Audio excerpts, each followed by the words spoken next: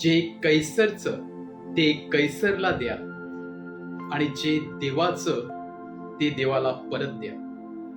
सुंदर असा विषय आज प्रभू येशू ख्रिस्त आणि आजचं शुभवर्तमान आपल्या समोर ठेवत आहे.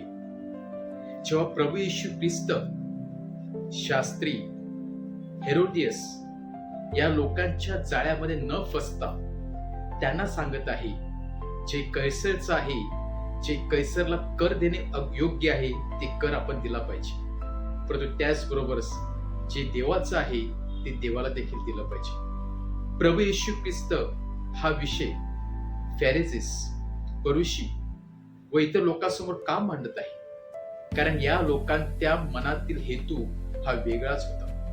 प्रभू येशू ख्रिस्ताला कैसर विरुद्ध ट्रॅप करण्यासाठी, प्रभू येशूला पकडून देण्यासाठी आणि कैसरच्या मनामध्ये किंवा रोमन सम्राटामध्ये प्रभू येशू विषयी राग द्वेष निर्माण करण्यासाठी. परंतु प्रभू येशू ख्रिस्त त्यांच्या मनातील योजना पूर्णपणे नष्ट करतो व सुंदर असा मधला मार्ग निवडतो.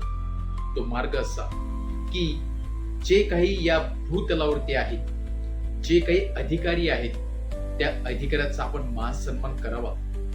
ते जे कर मागत आहेत ते आपण द्यावं व समाजामध्ये शांतता राखावी. पण त्याचबरोबर प्रभू येशू ख्रिस्त एका दगडामध्ये 2 पक्षी मारत आहे. फरीसी लोकांचे कान उघडे करत असताना त्यांना हा देखील ठोस देत आहे की आध्यात्मिक जबाबदारी देखील आपण निग्लेक्ट करता कामा नये, त्याच्याकडे कानाडोळा करता कामा नये. आणि म्हणूनच कैसर आणि परमेश्वर हे दोन्ही सारखे नाहीत. तर परमेश्वर हा उच्च स्थानी आहे, कैसर हा मानवी किंवा मनुष्य आहे, तर परमेश्वर हा दैविक आहे, सामर्थ्यवान आहे. आणि म्हणूनच प्रभू येशू ख्रिस्त सांगत आहे, या समाजामध्ये किंवा हे जीवन जगत असताना आपण इतरांवरती चांगले संबंध ठेवण्याचा प्रयत्न केला पाहिजे, इतरांना मान सन्मान दिला पाहिजे. विशेषतः अधिकारी आहेत त्याचा मान सन्मान करून त्याप्रमाणे आपण चालण्याचा प्रयत्न केला पाहिजे. समाजामध्ये शांतता प्रस्थापित करण्याचा प्रयत्न केला पाहिजे.